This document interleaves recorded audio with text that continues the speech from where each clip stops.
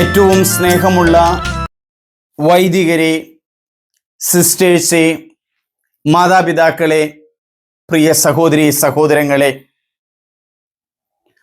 ഓശാന ഞായറാഴ്ചത്തെ തിരുനാളിൻ്റെ എല്ലാ മംഗളങ്ങളും പ്രാർത്ഥനകളും സ്നേഹപൂർവം നേരുകയാണ്. ഞാൻ വചന ശുശ്രൂഷയിലേക്ക് കടക്കുന്നതിന് മുമ്പ് സ്നേഹപൂർവം ഒരു കാര്യം ഉത്ബോധിപ്പിച്ചു കൊള്ളട്ടെ. നിങ്ങളെല്ലാവരും ഇത് സബ്സ്ക്രൈബ് ചെയ്യണം, ഷെയർ ചെയ്യണം. വചനം വളർത്തുന്നവരാകാം, വചനത്തിൽ ജീവിക്കുന്നവരാകാം. അതിനു വേണ്ടുന്ന അനുഗ്രഹം ഓശാനനാഥൻ തന്നെ നമുക്ക് തരട്ടെ. എൻ്റെ പേര് സണ്ണി പുൽപ്പറമ്പിൽ. സമാധാനം നിങ്ങളോടുകൂടെ. മർക്കോസ് അറിയിച്ച സുവിശേഷം 11-ാം അധ്യായം 1 മുതൽ 11 വരെയുള്ള വചനങ്ങൾ. ജെറൂസലമിലേക്ക് രാജകീയ പ്രവേശനം. അവർ ജെറൂസലമിനെ സമീപിക്കുകയായിരുന്നു. ഒലിവുമലയ്ക്ക് സമീപമുള്ള ബേത്ഫഗെ, ബെഥനിയ എന്നീ സ്ഥലങ്ങൾക്കടുത്തെത്തിയപ്പോൾ 2 ശിഷ്യന്മാരെ അയച്ചുകൊണ്ട് പറഞ്ഞു, എതിരെ കാണുന്ന ഗ്രാമത്തിലേക്ക് ചെല്ലുവിൻ. അതിൽ പ്രവേശിക്കുമ്പോൾ തന്നെ ആരും ഒരിക്കലും കയറിയിട്ടില്ലാത്ത ഒരു കഴുതക്കുട്ടിയെ കെട്ടിയിരിക്കുന്നത് കാണും. അതിനെ അഴിച്ചുകൊണ്ട് വരുവിൻ. നിങ്ങൾ എന്തിന് ഇങ്ങനെ ചെയ്യുന്നു എന്ന് ആരെങ്കിലും ചോദിച്ചാൽ, കർത്താവിന് അതിനെ കൊണ്ട് ആവശ്യമുണ്ട്, ഉടനെ തിരിച്ചയക്കുന്നതാണ് എന്ന് പറയുക. അവർ പോയി തെരുവിലെ ഒരു പടിവാതിക്കൽ ഒരു കഴുതക്കുട്ടിയെ കെട്ടിയിരിക്കുന്നത് കണ്ടു. അവർ അതിനെ അഴിക്കുമ്പോൾ അവിടെ നിന്നിരുന്നവർ അവരോട് ചോദിച്ചു, നിങ്ങൾ എന്തിനാണ് കഴുതക്കുട്ടിയെ അഴിക്കുന്നത്? യേശു പറഞ്ഞതുപോലെ ശിഷ്യന്മാർ മറുപടി പറഞ്ഞു. അതിനെ കൊണ്ടുപോകാൻ അവർ അനുവദിച്ചു. അവർ കഴുതക്കുട്ടിയെ യേശുവിൻ്റെ അടുത്ത് കൊണ്ടുവന്ന് അതിൻ്റെ പുറത്ത് തങ്ങളുടെ വസ്ത്രങ്ങൾ വിരിച്ചു. അവൻ കയറിയിരുന്നു. വളരെ പേർ തെരുവീതിയിൽ തങ്ങളുടെ വസ്ത്രങ്ങൾ വിരിച്ചു. മറ്റുള്ളവർ വയലിൽ നിന്ന് പച്ചില കൊമ്പുകൾ മുറിച്ചു നിരത്തി. അവന്റെ മുമ്പിലും പിൻപിലും നടന്നിരുന്നവർ വിളിച്ചു പറഞ്ഞു, ഹൊസാന, കർത്താവിന്റെ നാമത്തിൽ വരുന്നവൻ അനുഗ്രഹീതൻ, നമ്മുടെ പിതാവായ ദാവീദിന്റെ സമാഗതമാകുന്ന രാജ്യം അനുഗ്രഹീതം, ഉന്നതങ്ങളിൽ ഹോസാന. അവൻ ജെറൂസലമിൽ പ്രവേശിച്ച് ദേവാലയത്തിനുള്ളിലേക്ക് പോയി ചുറ്റും നോക്കി. എല്ലാം കണ്ട ശേഷം നേരം വൈകിയിരുന്നതിനാൽ 12 പേരോടുകൂടെ ബെഥനിയയിലേക്ക് പോയി. ഏറ്റവും സ്നേഹമുള്ളവരെ, യേശു ബർദേമീനുസിന് കാഴ്ച നൽകിയ ശേഷം മർക്കോസ് സുവിശേഷകൻ വിവരിക്കുന്ന സുവിശേഷ ഭാഗമാണ് നമ്മൾ വായിച്ചത്. 11-ാം അധ്യായം 1 മുതൽ 11 വരെയുള്ള വചനങ്ങൾ. ഈ വചന ശുശ്രൂഷയിൽ 3 പ്രധാനപ്പെട്ട കാര്യങ്ങൾ ഞാൻ സംസാരിക്കും. 1, ഗുരുവിന് ഇതിനെ ആവശ്യമുണ്ട്. ഈ വചനം കേൾക്കുന്ന നിങ്ങളെ എല്ലാവരെയും ദൈവത്തിന്, യേശുവിന് ആവശ്യമുള്ളവരാണ്. ഒരു ഡോക്ടറിന് രോഗികളെ ശുശ്രൂഷിക്കാനായിട്ട് ദൈവത്തിന്റെ കരങ്ങള് അതിലൂടെയാണ് പ്രവർത്തിക്കുന്നത്. പാലം പണിയുവാനായിട്ട് ഒരു എഞ്ചിനീയറിന്റെ ബുദ്ധിയും കഴിവുകളും ഉപയോഗിക്കുന്നത് ദൈവത്തിന്റെ കരങ്ങളാണ്. ഒരു നേഴ്സിനെ സംബന്ധിച്ചിടത്തോളം അവരെ ആവശ്യമുള്ളത് ആശുപത്രി സംബന്ധമായ കാര്യങ്ങളിലേക്ക്, അധ്യാപകന് പഠിപ്പിക്കുന്നതിന് വേണ്ടിയിട്ട്. ഈ കൃഷിക്കാരനെ ആവശ്യമുള്ളത് കൃഷി ഇറക്കാനായിട്ടാണ്. ഇങ്ങനെ 4 തുറകളിൽപ്പെട്ട ആളുകളെ ഇന്ന് യേശുവിന് ആവശ്യമുണ്ട്. അതുകൊണ്ട് ഈ ചെറിയൊരു വചന പ്രഘോഷണം കേൾക്കുന്ന പ്രിയമുള്ളവരെ, കർത്താവിന് നിങ്ങളെ ആവശ്യമുണ്ട്. എന്തിനാണ് ആവശ്യമുള്ളത് എന്ന് പിന്നീടാണ് അത് വെളിപ്പെടുത്തുകയുള്ളൂ. 2, യേശു പറയുന്നത് ചെയ്യുക, അതായത് വചനത്തിലൂടെ പറയുന്നത് ചെയ്യുക, യേശുവിന്റെ അരികിലേക്ക് കൊണ്ടുപോവുക. സങ്കീർത്തനം 118 25 ഈ ഓശാന സംഭവവുമായിട്ട് ബന്ധപ്പെട്ട് കിടക്കുന്ന ആ ബന്ധം നമ്മൾ ഈ വചന ശുശ്രൂഷയിൽ കാണുകയാണ്. പഴയ നിയമത്തിൽ ഹൊസാന ഒരു ഹീബ്രു പദമാണ്. ഞങ്ങളെ രക്ഷിച്ചാലും എന്ന് പറയുന്നത് 118 സങ്കീർത്തനത്തിൽ 25 വചനം മാത്രമാണ്. അതിലെ വചനങ്ങളാണ് ജനം പ്രാർത്ഥിക്കുന്നത്, അപേക്ഷിക്കുന്നത്. നമ്മുടെ വചന ശുശ്രൂഷയുടെ കാതലായ ഭാഗത്തേക്ക് നമ്മൾ കടക്കുകയാണ്. യേശു രാജകീയ പ്രവേശനം നടത്തുമ്പോൾ, ജെറൂസലേം ദേവാലയത്തിലേക്ക് പോകുമ്പോൾ റോമാക്കാരാണ് ഇസ്രായേൽ ജനതയെ ഭരിക്കുന്നത്. കാലഘട്ടത്തില് ജെറൂസലേം ദേവാലയമുണ്ട്. BC 63 പോംബി റോമൻ സാമ്രാജ്യത്തിൽ നിന്നും വന്ന് യൂദായും ജെറൂസലേമും എല്ലാം പിടിച്ചടക്കി. അപ്പോൾ യേശു ജീവിക്കുന്നത് ഈ പോംബി പിടിച്ചടക്കിയ റോമൻ സാമ്രാജ്യത്വത്തിന്റെ കീഴിലാണ്. അവിടെ ഈ ഇസ്രായേൽ ജനത അടിമകളാണ്. യേശു ജെറൂസലേമിലേക്ക് സമീപിക്കുമ്പോൾ 2 ശിഷ്യന്മാരെ വിളിച്ചിട്ട് പറയുകയാണ്, ഗുരുവിന് ഇതിനെ ആവശ്യമുണ്ട്. ഈ വചനം കേൾക്കുന്ന നിങ്ങളെ എല്ലാവരെയും ദൈവത്തിന് ആവശ്യമുള്ളവരാ. ഒരു വിവാഹ ജീവിതത്തിലൂടെ ഒരു കുടുംബജീവിതം സ്ഥാപിച്ച് ഇന്ന് നല്ല മക്കളെ പ്രദാനം ചെയ്തുകൊണ്ട് ലോകത്തിലെ നേതാക്കന്മാരും സഭകളിലെ നല്ല വൈദികരും ശുശ്രൂഷകരും ഒക്കെ ഉണ്ടാകുവാനായിട്ട് ഈ വചനം കേൾക്കുന്ന എല്ലാവരെയും ദൈവത്തിന് ആവശ്യമുള്ളതാ. എന്നെ ദൈവത്തിന് ആവശ്യമുണ്ട്. എനിക്ക് 17 വയസ്സുള്ളപ്പോൾ ഉണ്ടായ ഒരു സംഭവം ഞാൻ നിങ്ങളുമായിട്ട് പങ്കുവയ്ക്കട്ടെ. രാജഗിരി കളമശ്ശേരിയില് CMI സഭയിൽ ചേർന്നു 1976. ഒരു വർഷം പിന്നിടുന്ന ആ കാലഘട്ടത്തില് എന്റെ കൂടെയുള്ള വൈദിക വിദ്യാർത്ഥികൾക്ക് എന്നേക്കാൾ പ്രഗത്ഭരാണ്, നല്ല പൊക്കമുണ്ട്, നല്ല ശബ്ദമാണ്, പാടാൻ കഴിവുണ്ട്, സ്പോർട്സിലൊക്കെ അവർ മികച്ചവരാണ്. എന്റെ ഉള്ളിലേക്ക് ഒരു അപകർഷതാബോധം കടന്നു വന്നു. എന്നെ ഒന്നിനും കൊള്ളില്ലാത്തത് കൊണ്ട് ഞാൻ സഭ വിട്ടുപോയേക്കാം, എൻ്റെ വീട്ടിലേക്ക് പോയേക്കാം എന്ന് ചിന്തിക്കുകയാണ്. ഗുരുവച്ചനോട് എന്തെങ്കിലും പറഞ്ഞിട്ട് വേണം നമുക്ക് തീരുമാനമെടുക്കാൻ. മാതാപിതാക്കന്മാർ അങ്ങനെയാണ് പഠിപ്പിച്ചു വിട്ടിരിക്കുന്നത്. ഞാൻ ചെന്ന് ഞങ്ങളുടെ ജോസ് കോളുതറി അച്ഛൻ എന്ന അസ്പയറൻസ് റെക്ടർ അച്ഛനാണ്. അദ്ദേഹത്തോട് ഈ കാര്യം പറഞ്ഞു. റെക്ടർ അച്ഛൻ ഒന്ന് സൂക്ഷിച്ച് എൻ്റെ മുഖത്തേക്ക് നോക്കി, ബ്രദർ സണ്ണി ഒന്ന് പള്ളിയിൽ പോയിരിക്കുക. യേശുപിതാവിന്റെ നാമത്തിലുള്ള ആ ചെറിയ ചാപ്പലിൽ പോയിട്ട് ഞാൻ ഇരിക്കുകയാണ്. അങ്ങനെ ഇരിക്കുന്ന അവസരത്തില് ലൂക്കായുടെ സുവിശേഷം 19 അധ്യായം യേശു രാജകീയ പ്രവേശനം നടത്തുന്ന ഭാഗമാണ്. വെറുതെ ഒന്നങ്ങ് വായിച്ചപ്പോൾ അതിനകത്തുള്ള ഒരു വചനം എന്നെ സ്പർശിച്ചു. ഗുരുവിന് ഇതിനെ ആവശ്യമുണ്ട്. ഞാൻ നേരെ റെക്ടറച്ചന്റെ മുറിയിൽ ചെന്നു. റെക്ടറച്ചൻ, ഞാൻ ബൈബിൾ വചനം വായിച്ചപ്പോൾ എന്റെ മനസ്സിൽ സ്പർശിച്ച ഒരു വചനമുണ്ട്. ഗുരുവിന് ഇതിനെ ആവശ്യമുണ്ട്. യേശു ജെറൂസലേം ദേവാലയത്തിലേക്ക് പ്രവേശിക്കാൻ കഴുതയുടെ പുറത്ത് കയറി ചെന്ന് ജെറൂസലേമിലേക്ക് പോകാനായിട്ട് ഈ കഴുതയെ ആവശ്യമുണ്ട്. നല്ല കുർബാനയെല്ലാം ഒരുങ്ങിക്കോ, കോളുതറയച്ചൻ പറഞ്ഞു. അങ്ങനെ ഒരു നല്ല പുരോഹിതനാകണമെന്നുള്ള ആഗ്രഹമാണ്. അന്ന് 16 17 വയസ്സുള്ളപ്പോഴെടുത്ത തീരുമാനമാണ്. ഇന്ന് ഈ വചനം കേൾക്കുന്ന നിങ്ങളുടെയൊക്കെ മുമ്പിൽ വന്നിരുന്ന് ഗുരുവിന് ഇതിനെ ആവശ്യമുണ്ട്. എന്തിനാണ് ആവശ്യമെന്നുള്ളത് പിന്നീടാണ് വെളിപ്പെടുത്തുന്നത്. എനിക്ക് പൗരോഹിത്യം നൽകിയത് ജോർജ് പുന്നക്കോട്ട് പിതാവാ. ആ പിതാവ് പട്ടം നൽകുമ്പോഴും എനിക്കറിയില്ല യഥാർത്ഥത്തിൽ എന്തിനാണ് ദൈവം എന്നെ വിളിച്ചിരിക്കുന്നത്. എന്റെ മാതാപിതാക്കന്മാര് വിവാഹം കഴിക്കുമ്പോൾ അവർക്കറിയില്ല എന്തിനാണ് ദൈവം വിളിച്ചിരിക്കുന്ന ഒരു കുടുംബജീവിതം.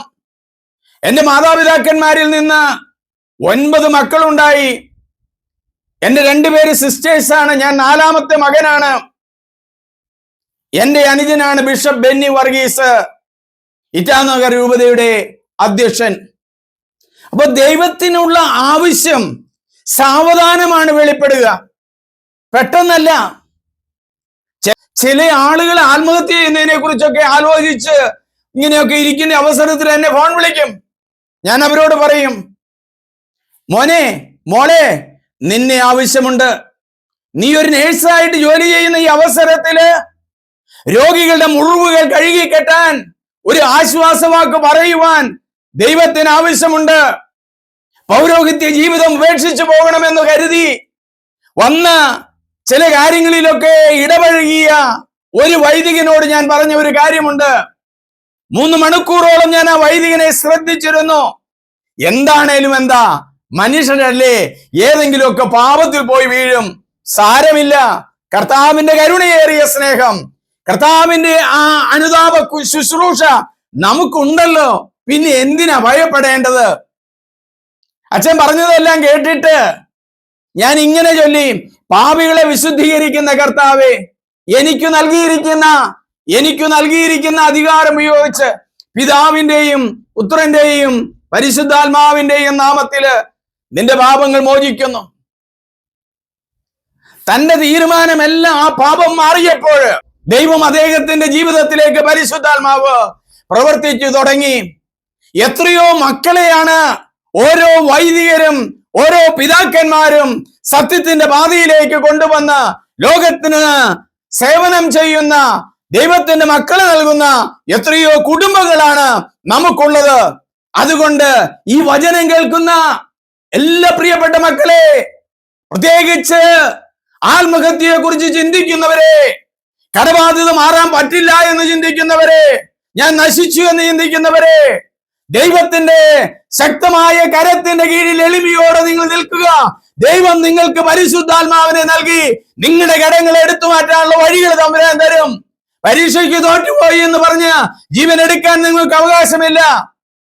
യേശു 3 പ്രാവശ്യമാണ് തന്റെ കുരിശിന്റെ വഴിയിൽ വീഴുന്നത്.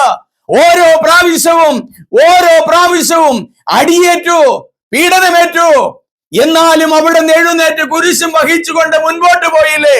ആ യേശുവാണ്, ആ യേശുവിന്റെ വചനമാണ് നിങ്ങൾക്ക് ശക്തി നൽകുന്നത്. ഇന്ന് കുരുത്തോല വഞ്ചിരിച്ച് നിങ്ങളുടെയൊക്കെ കരങ്ങളിൽ തരുമ്പോൾ, ആ വൈദികര് തരുമ്പോൾ, സിസ്റ്റേഴ്സ് നൽകുമ്പോൾ, നിങ്ങളെ രക്ഷയുടെ പാതയിലേക്കാണ് കൊണ്ടുപോകുന്നത്. എത്രയോ വിശുദ്ധിയോടെയാണ് ഈ കുരുത്തോല സ്വീകരിക്കുന്നത്. നമ്മൾ ഉള്ളിൽ സ്വീകരിക്കുന്ന വിശ്വാസം തിളച്ചു പൊങ്ങുന്ന നിമിഷമാ. ക്രിസ്ത്യൻ സഭയില്, പ്രത്യേകിച്ച് കത്തോലിക്ക സഭയില് എല്ലാവർക്കും സ്വീകരിക്കാവുന്ന, എല്ലാ കത്തോലിക്കർക്കും സ്വീകരിക്കാവുന്ന, ക്രിസ്ത്യാനികൾക്ക് സ്വീകരിക്കാവുന്ന, ഹിന്ദുക്കൾക്ക് സ്വീകരിക്കാവുന്ന ഒരേ ഒരു കാര്യമാണ് ഓശാന ഞായർ. എത്രയോ ഭക്തിയോടെ ഹിന്ദുക്കൾ വന്ന് അവരുടെ 2 കരങ്ങൾ നീട്ടി ആ കുരുത്തോലയൊന്ന് സ്വീകരിച്ച് മുത്തിപ്പോവുകയാ. അവര് രക്ഷപ്പെട്ടു. ഓശാന ഞായറാഴ്ച വാങ്ങുന്ന കുരുത്തോല പെസഹ വ്യാഴാഴ്ചത്തെ അപ്പത്തിൽ വെക്കാനല്ല, തീർച്ചയായിട്ടും ചെയ്യാം. നമ്മുടെ ഹൃദയമാകുന്ന അൾത്താരയില് ആ കുരുത്തോല വെക്കുമ്പോൾ ഓശാന എന്നുള്ള വിളിയാണ് നമ്മുടെ മുമ്പിൽ മുഴങ്ങുന്നത്.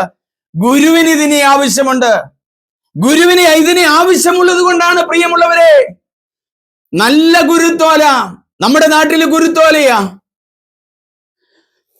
ഉംസ്വായി എന്ന് പറയുന്ന ആസാമിൽ ചെന്നപ്പോൾ ഒരു ചൂരലിന്റെ ഇല പോലെയുള്ള ഒരു ഇലയാണ് അവിടെ ആളുകൾക്ക് കൊടുക്കുന്നത്. അവിടെ തെങ്ങില്ല. ജെറൂസലേമിൽ ചെല്ലുമ്പോൾ അവിടെ നൽകുന്നത് ഒളിമ്പിക്സിന് സമാനമായി കൊടുത്തിരുന്നത് ഒലുവിന്റെ ശിഖരങ്ങളാ, ഒലുവിന്റെ ഒരു മുടിയാ, ചെറിയ ഇലകളാ.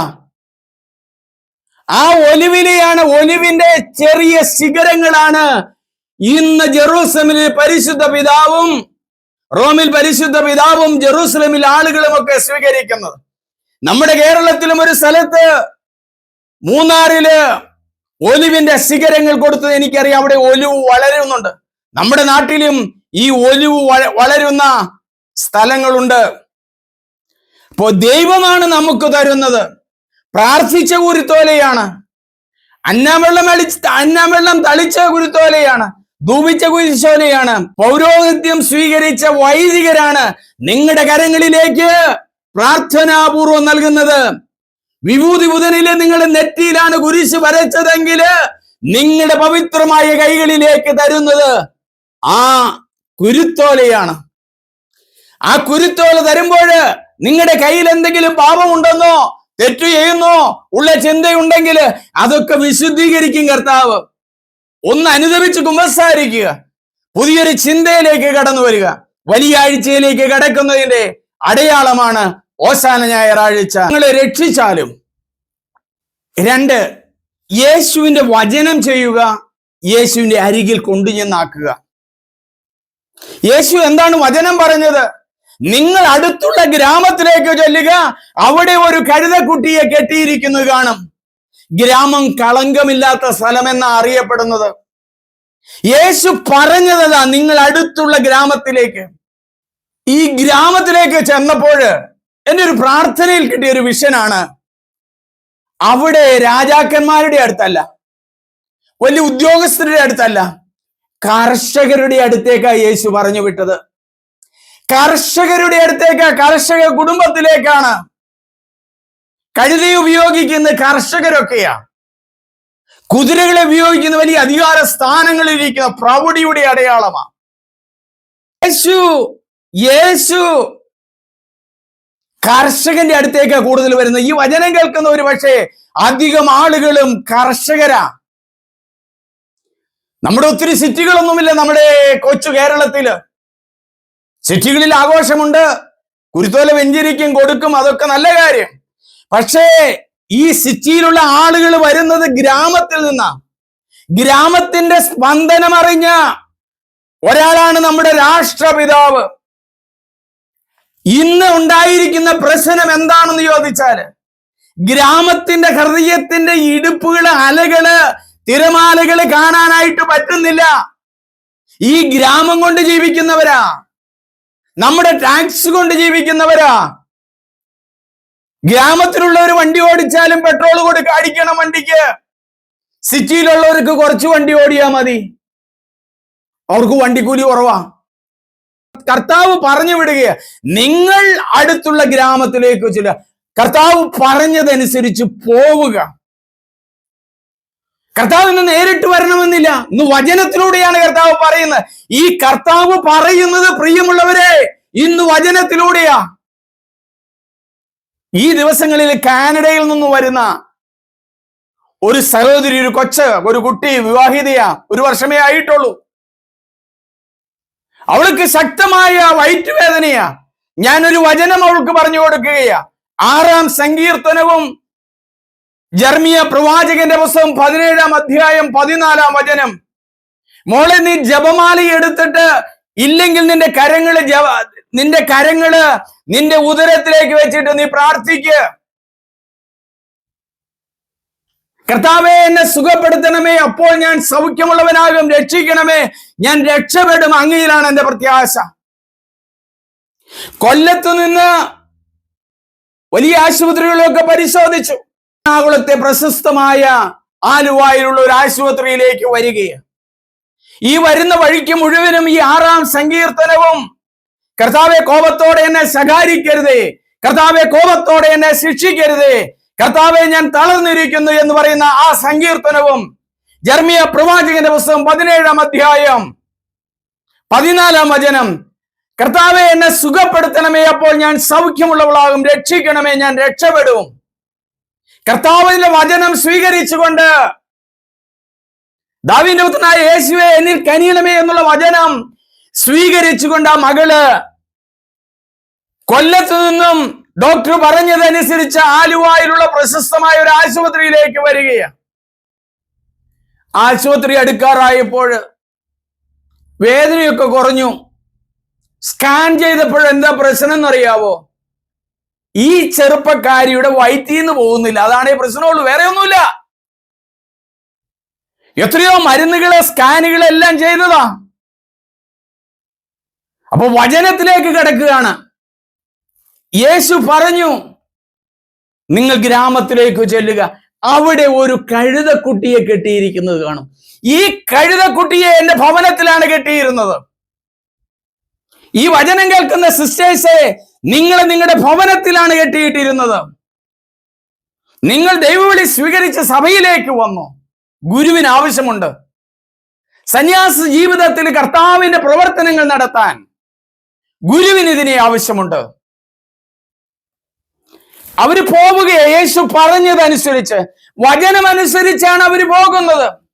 വചനമനുസരിച്ചുള്ള ഒരു ജീവിതമാണ്. വചനമാണല്ലോ നമ്മുടെ പരിശുദ്ധ കുർബാനയിൽ നമ്മൾ ചെല്ലുന്നത്.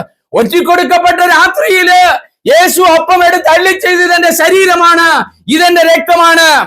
ഇന്ന് നിങ്ങളുടെ ഗുരുത്തോലകൾ നിങ്ങളുടെ ജീവിതത്തിൽ സ്വീകരിക്കുമ്പോൾ യേശുവിന്റെ ശരീരവും രക്തവും, മിശിഹായുടെ ശരീരവും രക്തവും നിത്യജീവൻ നൽകട്ടെ എന്ന് പറഞ്ഞ് നിങ്ങളുടെ അധരങ്ങളിൽ നിങ്ങൾ സ്വീകരിക്കുമ്പോൾ, പ്രിയമുള്ളവരെ, നിങ്ങളുടെ രോഗങ്ങള് തമ്പുരാൻ എടുത്തു മാറ്റുന്ന ഒരു അനുഭവം നിങ്ങൾക്ക് ലഭിക്കും. വിശ്വാസത്തോടെ ആ ഹൃദയത്തിലേക്ക് എഴുന്നള്ളി വരുന്ന യേശുവിനെ ആ കുരുത്തോല കയ്യിൽ പിടിച്ചുകൊണ്ട് ചേർത്ത് നെഞ്ചിലും അമർത്ത്. ഹാർട്ടിന്റെ ബ്ലോക്കൊക്കെ തമ്പുരാൻ എടുത്തു മാറ്റും. ആശുപത്രിയിൽ പോകണ്ടെന്നല്ല, ദൈവത്തിന്റെ വചനത്തിൽ ആശ്രയിക്കുന്ന വീണ്ടും കഴുകന്മാരെ പോലെ ചിറകടിച്ചുയരും. അതൊത്തിരി നാൾ ഞാൻ കണ്ടിട്ടുള്ള ധ്യാന കേന്ദ്രങ്ങളിൽ സേവനം ചെയ്യുമ്പോൾ 14 വർഷം തുടർച്ചയായിട്ട് മണിക്കൂറുകളോളം അൽത്താരയിൽ കയറി നിന്ന് കർത്താവിന്റെ വചനം, കർത്താവിന്റെ വചനം, കർത്താവിന്റെ വചനം അവരോട് പങ്കുവച്ചിട്ടുണ്ട്. ഈ സുവിശേഷ ഭാഗം വായിച്ച് ഞാൻ വചനം പറയുമ്പോൾ ആയിരങ്ങളുടെ ഹൃദയങ്ങളെ തിരമാല പോലെ കുതിച്ചുയർന്ന ചിന്നിച്ചിതറും വചനം ഹൃദയത്തിൽ ചെല്ലുമ്പോൾ അത് ചിന്നിച്ചിതറി 1000 പന്തകളായിട്ട് ജ്വലിക്കും. അത് നിത്യം അവിടെ നിലനിൽക്കും. ഇന്നും 17 വയസ്സിൽ എനിക്ക് ലഭിച്ച വചനം, പ്രിയമുള്ളവരെ, ഇന്നും ജ്വലിക്കുക. ഗുരുവിന് ഇതിനെ ആവശ്യമുണ്ട്. എന്തിനാണ് എന്റെ യേശുവേ എന്നെ നിനക്ക് ആവശ്യമെന്ന് എനിക്കിപ്പോഴും മനസ്സിലായിട്ടില്ല. പ്രിയമുള്ളവരെ, യേശു പറഞ്ഞതുപോലെ ചെന്നു. വീട്ടിൽ ചെന്നപ്പോൾ ആളുകൾ ചോദിക്കുക, വഴിയരികിൽ നിന്നൊരു ചോദിക്കുക, എന്തിനാ ഈ കഴുതയെ കൊണ്ടുപോകുന്നത്? എന്തിനാ ഈ കഴുതേനെ കൊണ്ടുപോകുന്നേ? ഈ ബൈബിളും ഭാണ്ഡവും പിടിച്ചോണ്ട് നിങ്ങൾ എങ്ങോടാ? രാവിലെ പള്ളിയിലേക്ക് എന്തിനാ പോണേ? ഇത്രയും പ്രാർത്ഥിച്ചിട്ട് നിന്റെ ക്യാൻസർ രോഗം മാറിയോ? നിന്റെ തകർച്ച മാറിയോ? പുറകോട്ട് തിരിഞ്ഞു നോക്കരുത്. കലപ്പയിൽ കൈപിടിച്ച ശേഷം ആരും പുറകോട്ട് തിരിഞ്ഞു നോക്കരുത്. അവൻ എനിക്ക് പറ്റിയവനല്ല, എന്റെ വചനത്തിന് പറ്റിയവരല്ല. വൈദിക ജീവിതത്തിലേക്ക് കടന്നു വരുമ്പോൾ പിന്തിരിഞ്ഞു പോകാനായിട്ടുള്ള ഒത്തിരി അവസരങ്ങൾ തോന്നും. പാപത്തിൽ പോയി വീണെന്നിരിക്കും. പക്ഷേ അനുദപിച്ച് ആ നല്ല കള്ളനെ പോലെ എന്റെ പിതാവിന്റെ ഭവനത്തിൽ എത്രയോ മക്കള് സുഭിക്ഷമായി കഴിയുന്നു. ഞാനോ ഇവിടെ രോഗം പിടിച്ചു കഴിയുന്നു, ഞാനോ ഇവിടെ വിശന്ന് കഴിയുന്നു, ഞാനോ തകർച്ച അനുഭവിക്കുന്നു, ഞാനോ കടബാധിതയിൽ കഴിയുന്നു. കർത്താവിന്റെ അരികിലേക്ക് ചെല്ല്. കർത്താവ്, എനിക്ക് കടബാധ്യതയുണ്ട്. യേശു പറഞ്ഞത്, അവര് പറഞ്ഞു, ഗുരുവിന് ഇതിനെ ആവശ്യമുണ്ട്, ഗുരുവിന് ഇതിനെ ആവശ്യമുണ്ട്. പിന്നെ ഒന്നും പറഞ്ഞില്ല. യേശു പറഞ്ഞതനുസരിച്ച് കഴുതേനെ അഴിച്ചു കൊണ്ടുവന്നു. കൊണ്ടുവന്നത് യേശുവിന്റെ അരികിലേക്കാണ്. അപ്പൊ യേശു പറയുന്നത്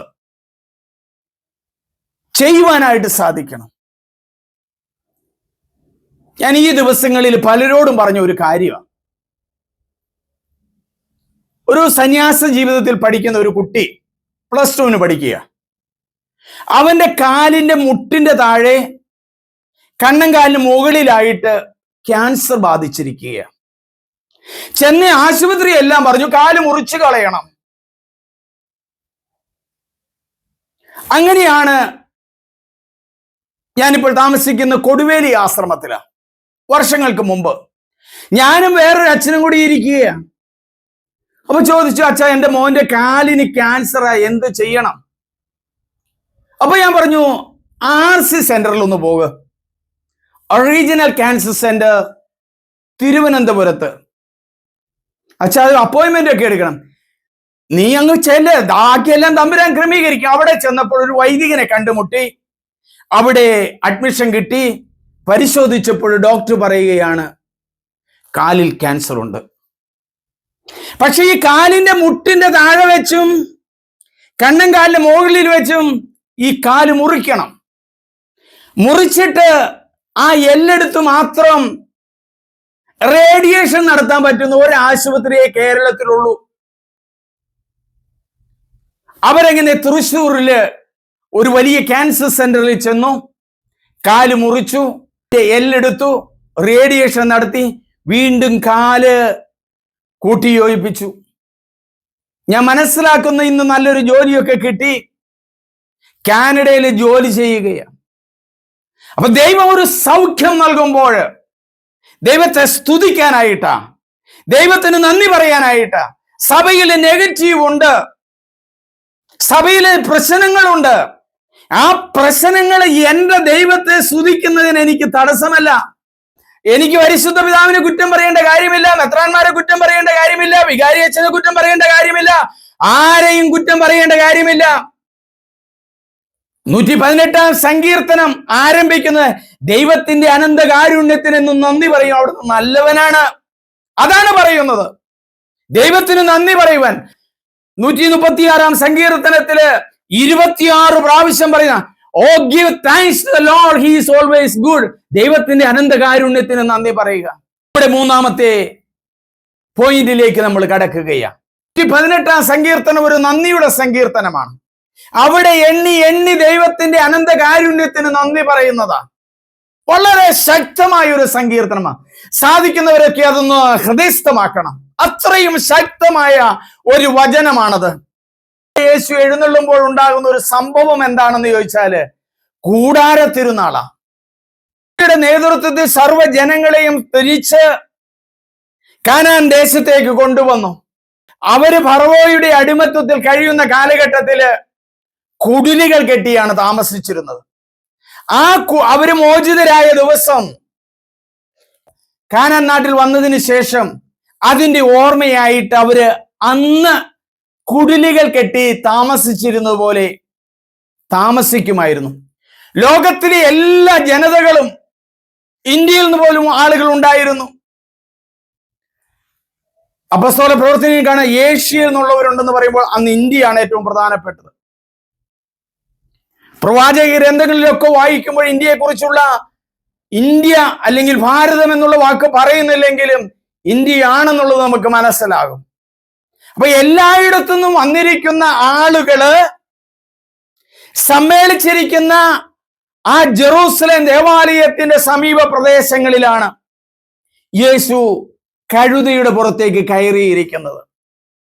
അവരുടെ വസ്ത്രങ്ങൾ വിരിച്ചിട്ടു, പച്ചയിലെ കമ്പുകൾ വെട്ടി വഴി അരികിലിട്ടു. അപ്പൊ അവരെല്ലാവരും ഏറ്റുപാടുകയാണ്. ആദ്യമായിട്ട് പറയുകയാണ് ഓശാന ഹൊസാന, ഹീബ്രുവിൽ ഹൊസാന, ഹൊസാന, ഹൊസാന. ഹൊസാന എന്നുള്ള വാക്ക് അവിടെ മാത്രമാണ് പഴയ നിയമത്തിൽ ഉച്ചരിക്കുന്നത്. ഞങ്ങളെ രക്ഷിച്ചാലും, ഞങ്ങളെ രക്ഷിച്ചാലും, അതാണ് പറയുന്നത്. ഞങ്ങളെ രക്ഷിച്ചാലും. ഞങ്ങളെ എന്തിൽ നിന്ന്? ഈ റോമൻ ആധിപത്യത്തിൽ നിന്ന്, ഈ അടിമത്തത്തിൽ ഞങ്ങളെ രക്ഷിച്ചാലും. അതുകൊണ്ടാണ് പിന്നീട് വരുന്ന വചനങ്ങൾ ഓരോന്നും അവര് ഉപയോഗിക്കുന്നത്. അവിടുന്ന് പറയുകയാണ് കർത്താവേ ഞങ്ങളെ രക്ഷിക്കണമേ, കർത്താവേ ഞങ്ങളെ രക്ഷിക്കണമേ, കർത്താവെ ഞങ്ങൾ അങ്ങയോട് അപേക്ഷിക്കുന്നു, വിജയം നൽകണം. ഞങ്ങളെ രക്ഷിക്കണമേ, വിജയം നൽകണമേ. അപ്പൊ ഇവരെ രക്ഷിക്കാനായിട്ട് വന്നിരിക്കുന്നവനാണ് യേശു, ദൈവപുത്രൻ എന്നാണ് അവരുടെ വിശ്വാസം. 118 26 വചനം എന്താണ്? കർത്താവിന്റെ നാമത്തിൽ വരുന്നവൻ അനുഗ്രഹീതൻ, ഞങ്ങൾ കർത്താവിന്റെ ആലയത്തിൽ നിന്ന് നീ ഞങ്ങളെ ആശീർവദിക്കും. അപ്പൊ ജെറൂസലേം ദേവാലയം മാത്രമേ ഉള്ളൂ. ദൈവത്തിന്റെ നാമത്തിലാണ് യേശു വന്നിരിക്കുന്നത്. അവിടുന്ന് ദേവാലയത്തിൽ നിന്ന് ഞങ്ങളെ അനുഗ്രഹിക്കും.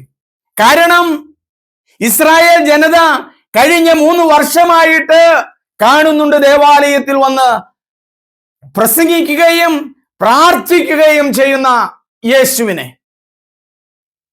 27 വചനം പറയുകയാണ്, 118:27 പറയുക, മരച്ചില്ലകളേന്തി പ്രദക്ഷിണം തുടങ്ങുവിൻ, ബലിപീഠത്തിലേക്ക് നീങ്ങുവിൻ.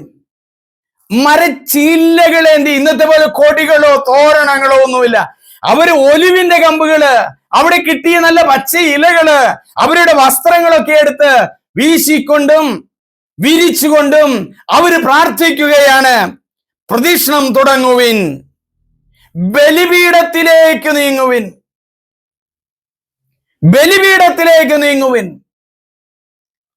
നമ്മൾ ഓശാന ഞായറാഴ്ച കുരുത്തോല നമ്മുടെ കരങ്ങളിലെ ഒലിവുക കമ്പുകള് നമ്മുടെ കരങ്ങളിൽ പിടിച്ചുകൊണ്ട് നമ്മൾ നീങ്ങുന്നത് ആനവാതിലേക്കാണ്.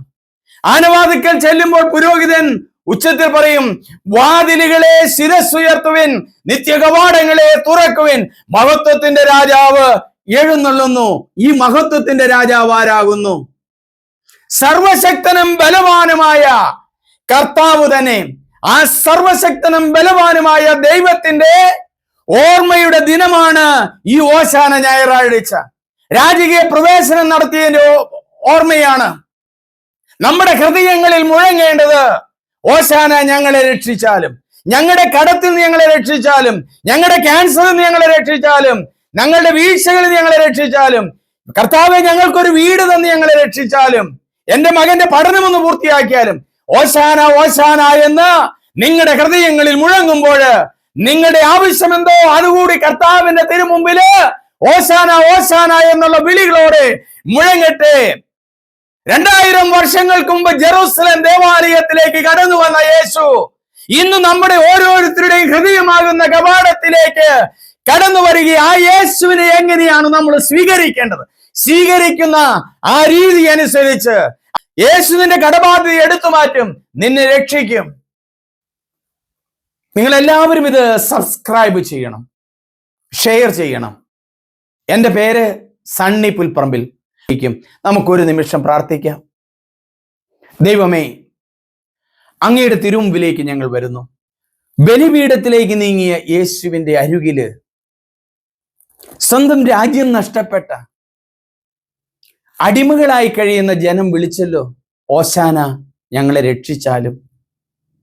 118 സങ്കീർത്തനത്തിന്റെ 25 വചനം ഞങ്ങളുടെ ഹൃദയങ്ങളിൽ മുഴങ്ങട്ടെ. അങ്ങേക്ക് വഴിയൊരുക്കാനായിട്ട് അവര് മരച്ചില്ലകളും അവരുടെ വസ്ത്രങ്ങളും എല്ലാം വഴിയിലും കഴുതയുടെ പുറത്തും വിരിച്ചല്ലോ. എളിമയോടെ ദേവാലയത്തിലേക്ക് വരുവാനും ദേവാലയത്തെ കുമ്പിടാനും ഞങ്ങളെ പഠിപ്പിക്കണമേ. ഞങ്ങളിൽ നിന്നും വന്നുപോയ പാപങ്ങൾ ഞങ്ങളോട് ക്ഷമിക്കണമേ. ഇന്ന് ഞങ്ങൾ കുരുത്തോല സ്വീകരിക്കുമ്പോൾ ആത്മാവിന്റെ അഭിഷേകത്താൽ ഞങ്ങളെ നിറയ്ക്കണമേ. അതിനു വേണ്ടുന്ന കൃപയും അനുഗ്രഹവും ഞങ്ങൾക്ക് സമൃദ്ധമായി നൽകണമേ. ആമേൻ.